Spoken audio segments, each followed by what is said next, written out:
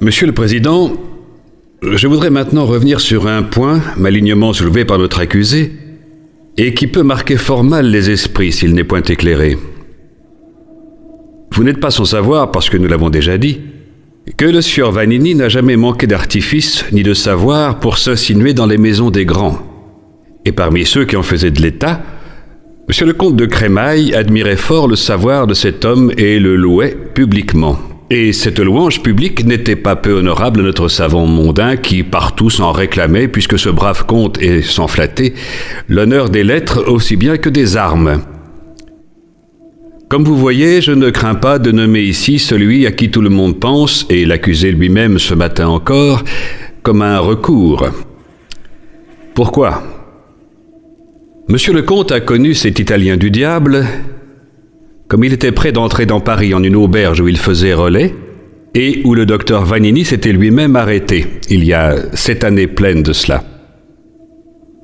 Ayant reconnu à table quelques traits de son savoir, il a devisé dans une chambre après dîner avec lui, et en a été si satisfait qu'il lui a offert ses maisons en lui promettant de le récompenser dignement s'il voulait prendre la peine de lui lire quelques mois les mathématiques. Vanini, qui n'était pas alors des plus accommodés, accepta cette condition et le suivit. Or, monsieur l'évêque de Marseille, frère de monsieur le comte, et lequel est mêlé, on le sait, en toutes sortes de sciences, aime les hommes savants. Ayant goûté le docteur Vanini, il le retint par la suite dans sa propre maison. Par ailleurs, monsieur le comte de Crémaille, croyant de s'étater tout autre chose qu'il n'était pas, lui fit offrir le gouvernement de l'un de ses neveux. Vanini commença donc d'instruire ce jeune seigneur, au contentement de son oncle, en s'acquittant assez dignement de sa charge.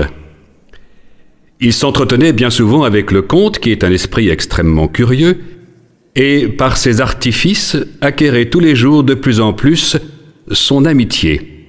Car au commencement, cet hypocrite dissimulait son impiété et contrefaisait l'homme de bien. Mais si sa bouche proférait de bonnes paroles dignes d'être ouïes, son cœur, rempli de malice, vous vous en doutez, parlait autrement. Or, monsieur le comte de Crémaille, de qui le clair jugement ne se trompe jamais et à qui la nature et le maniement des affaires ont donné la connaissance de toutes choses, ce prudent et sage seigneur, dis-je, reconnaissant bientôt l'intention de Luciolo, apprit en peu de temps ce qu'il avait dans l'âme. Néanmoins, il dissimula quelques jours ce qu'il en pensait. Et il sut si bien tirer le ver du nez de ce méchant homme en devisant privamment avec lui, qu'il s'éclaircit entièrement de son doute. Si M. de Saint-Luc avait cru au commencement que ce docteur proférait ces paroles pour exercer son bel esprit, il lui fallut peu de temps pour reconnaître que son cœur était conforme à sa langue.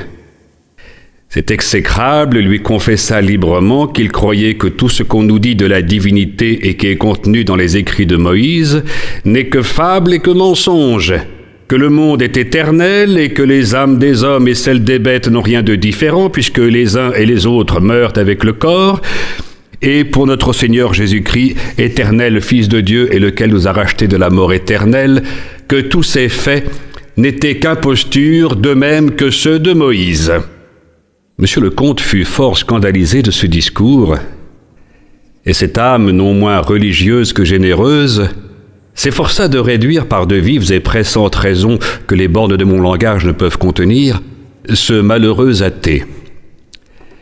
Mais tout cela ne servit de rien puisqu'il traitait avec un esprit le plus impie que l'on a vu jamais parmi les hommes, et d'autant plus rempli d'impiété qu'il ne péchait point par ignorance.